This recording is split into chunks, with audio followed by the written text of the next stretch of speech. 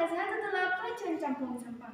Di kesempatan kali ini, kami akan mempresentasikan salah satu tugas kolaborasi biologi dan bahasa Indo yang bertema pengaruh cahaya matahari terhadap perkembangan dan pertumbuhan perkecambahan. Tapi sebelum itu, saya akan memperkenalkan diri terlebih dahulu. Perkenalkan, nama saya Sarifah Aini, saya sebagai moderator. Dan di sebelah saya Bella Julianti, dan sebelah saya Sarifah, dan di sebelah saya Putri Agustiningsih, dan saya kembalikan kepada Syarifah Aini. Baik, langsung saja. Bab 1 tentang pendahuluan saya lempar kepada Bella Julianti. Baik, saya di sini akan menjelaskan bab 1, yaitu pendahuluan. A. Latar belakang. Dalam biologi, suatu makhluk hidup atau organisme diartikan setiap entitas individual yang mampu menjalankan fungsi-fungsi kehidupan. Setiap organisme tersebut memiliki sel-sel. Inilah yang kemudian juga berperan dalam pertumbuhan dan perkembangan makhluk hidup. Organisme diklasifikasikan berdasarkan beberapa kelompok. Misalnya hewan, tumbuhan, dan fungsi yang multiseluler atau mikroorganisme. Semua jenis organisme tersebut mampu melakukan reproduksi, pertumbuhan, dan perkembangan.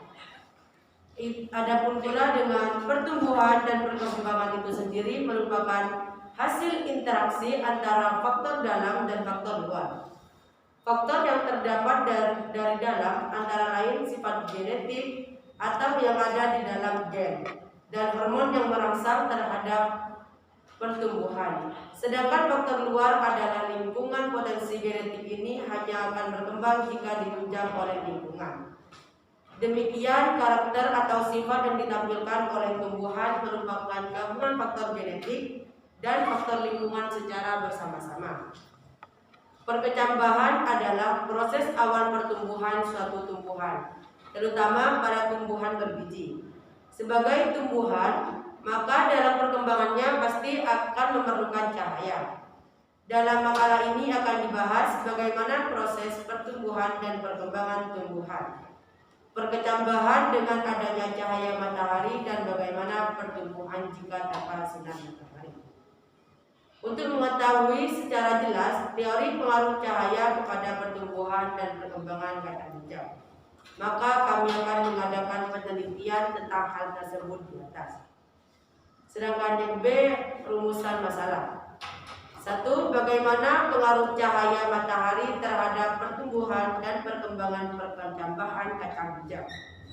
Yang C, tujuan pembahasan. 1. Agar pembaca dapat mengetahui pengaruh cahaya matahari terhadap pertumbuhan dan perkecambahan kacang hijau. Yang kedua, apa perbedaan pertumbuhan dan perkembangan tanaman perkecambahan kacang hijau di tempat yang terang dan gelap. Baik, cukup itu saja pembahasan dari saya, dan bab 2 akan dilanjutkan kembali oleh Syarifah Aini. Baik, saya di sini akan menjelaskan tentang pengertian cahaya matahari, pertumbuhan dan perkembangan serta perkecambahan. Pertama, cahaya matahari.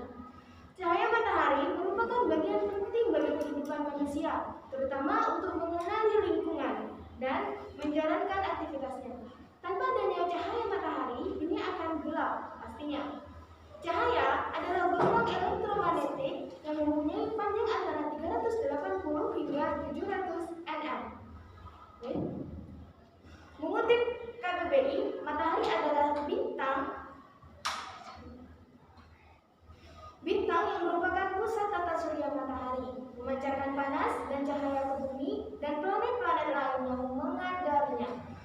Sebagian besar kandungannya berupa hidrogen dan helium, sedangkan energi adalah daya yang dapat digunakan untuk melakukan berbagai proses kegiatan. Jadi, energi matahari adalah pancaran panas dan cahaya matahari yang bisa dimanfaatkan untuk berbagai proses termasuk pertumbuhan. Yang nomor 2, pertumbuhan dan perkembangan. Pertumbuhan dan perkembangan secara umum. Setiap makhluk hidup pasti akan mengalami tumbuh dan berkembang. Dalam biologi, pertumbuhan mengacu kepada pertumbuhan fisik berupa pertumbuhan ukuran, tinggi sel, dan massa. Berbeda dengan pertumbuhan, perkembangan tidak bisa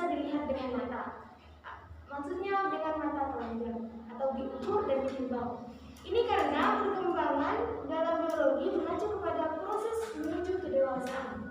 Misalnya, pada saat bayi, manusia itu belum bisa memakai pakaiannya sendiri. Tapi setelah beranjak beberapa tahun, setelah dewasa, dia bisa berpikir dan memakai pakaiannya sendiri. Kemudian, pertumbuhan dan perkembangan tanaman. Proses pertumbuhan pada tanaman ini dalam Kompas menyebutkan ada pertumbuhan primer dan sekunder. Pertumbuhan primer merupakan pertumbuhan yang terjadi akibat aktivitas jaringan meristem primer. Kemudian pertumbuhan sekunder terjadi oleh aktivitas jaringan meristem sekunder. Contohnya jaringan meristem sekunder adalah jaringan kambium pada batang tumbuhan dikotil dan gimnospermae. Sel-sel jaringan kambium senantiasa membelah dan pembelahan ini ke arah dalam bentuk silet. Next. Kemudian nomor 3, perkecambahan. Perkecambahan adalah proses pertumbuhan embrio dan komponen-komponen biji yang memiliki kemampuan untuk tumbuh secara normal menjadi tumbuhan baru. Tahapan perkecambahan. Perkecambahan biji berhubungan dengan aspek kimiawi. Proses tersebut meliputi beberapa tahapan, antara lain imbibisis, secresis hormon, dan enzim hidrolisis. Cadangan makanan, pengiriman bahan makanan terlarut, dan hormon ke daerah titik tumbuh dan daerah lainnya. Semua proses tersebut memerlukan energi biji memperoleh energi melalui pemecahan glukosa saat proses respirasi pemecahan glukosa. Kemudian macam-macam perkecambahan. Perkecambahan memiliki 2 macam, yaitu tipe epigeal dan hipogeal. Perkecambahan epigeal apabila terjadi pembentangan ruas batang di bawah daun lembaga atau hipokotil sehingga mengakibatkan daun lembaga dan kotiledon terangkat ke atas daun. Misalnya seperti tanaman kacang hijau ini, kotiledon akan terangkat. Ini disebut pertumbuhan epikotil. Kemudian perkecambahan hipogeal. Perkecambahan hipogeal adalah apabila terjadi pembentangan ruas batang ke atas epikotil sehingga daun lembaga ikut tertarik ke atas tanah, tetapi kotiledon tetap di dalam tanah, seperti biji tanah, kacang tanah seperti itu. Oke. Selanjutnya bab 3. Saya serahkan kepada Syarifah. Baik, pada bab 3, metode penelitian. Metode penelitian menurut Sugiono adalah metode penelitian yang digunakan untuk mencari pengaruh perlakuan tertentu terhadap yang lain dalam kondisi yang terkendalikan. Pada penelitian ini, peserta didik melakukan ingin membuktikan hipotesis adanya perbedaan pertumbuhan dan perkembangan dengan menanam kacang hijau yang terkena matahari secara langsung dan tidak terkena sinar matahari secara langsung. B. Populasi dan sampel. Populasi biji kacang hijau yang sudah dipilih dan dianggap sama secara fisik. Sampel yang pertama, 5 biji kacang hijau ditanam dalam gelas plastik yang sudah dipasang kapas dengan sedikit air. Kemudian diletakkan di tempat yang terkena cahaya matahari. Sampel yang kedua, 5 biji kacang tanah yang diletakkan di dalam gelas plastik yang sudah dipasang kapas dengan sedikit air. Kemudian diletakkan di tempat yang tidak terkena cahaya matahari. C. Variabel penelitian. Dalam penelitian ini ada 3 variabel yang paling berhubungan kegunaannya. Yang pertama, variabel bebas yaitu sinar matahari. Yang kedua, variabel terikat yaitu kacang hijau. Yang ketiga, variabel kontrol yaitu kapas, air, dan suhu. D. Perencanaan penelitian. 1. Tempat dan waktu penelitian. Penelitian ini bertempat di kelas 12B SMA Nazatul Tulab, Pondok Pesantren Nazatul Tulab, Kerajaan Camplang Sapang. Waktu pelaksanaannya adalah dimulai pada hari Senin tanggal 29 Agustus 2021 sampai dengan Kamis 2 September 2021. Alat dan bahan penelitian. Alat-alat dan bahan yang digunakan adalah sebagai berikut. Yang pertama, biji kacang hijau, kapas basah, cawang patri, penggaris, lembar kerja, dan pulpen. 3. Cara kerja. Kecambah biji kacang hijau pada kedua cawang patri yang sudah berisi kapas basah. Cawang matahari secara langsung. Sedangkan termometri yang kedua diletakkan di tempat yang terkena cahaya langsung. Siramlah masing-masing kecambah dengan air setiap hari. Biarkan selama kurang lebih 1 minggu. Perkembangan tanaman itu diukur dengan menggaris panjang hipokotil dan epikotil. Hitunglah jumlah daun yang muncul dari kecambah serta catat warna dan keadaan daunnya. Bandingkan hasil data yang diperoleh. Buatlah laporan tertulis dari kegiatan yang telah dilakukan. Baik, pada bab 4 saya lempar ke Putri Agustinisi. Pada bab 4 yaitu pembahasan perkecambahan terjadi dengan syarat-syarat yang dibutuhkan terpenuhi, yaitu dengan air yang cukup, suhu yang sesuai dengan udara yang cukup, dan cahaya matahari yang optimal. Apabila syarat-syarat tersebut terpenuhi, maka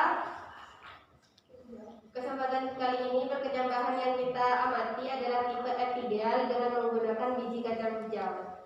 Hari pertama pertumbuhan hipokotil pada biji kacang hijau yaitu tempat terang masih dalam keadaan tidur atau dorman karena proses perkecambahan belum dimulai, sedangkan di tempat gelap testa terkelupas. Dan hari kedua yaitu testa terkelupas, dan hari ketiga biji kacang hijau di tempat terang mulai mengeluarkan akar dan tinggi hipokotil bertambah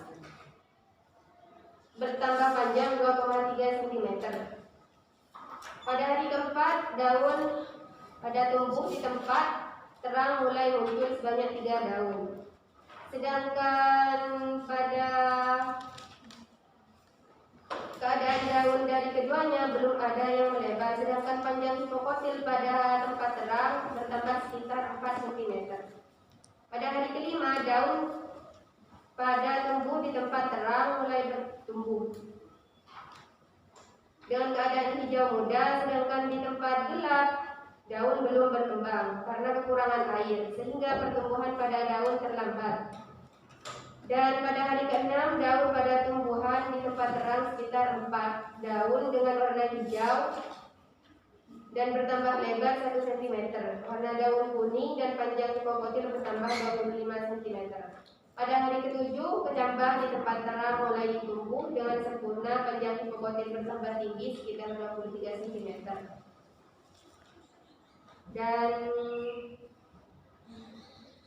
Dan daunnya semakin melebar 1,3 cm. Dan juga sedangkan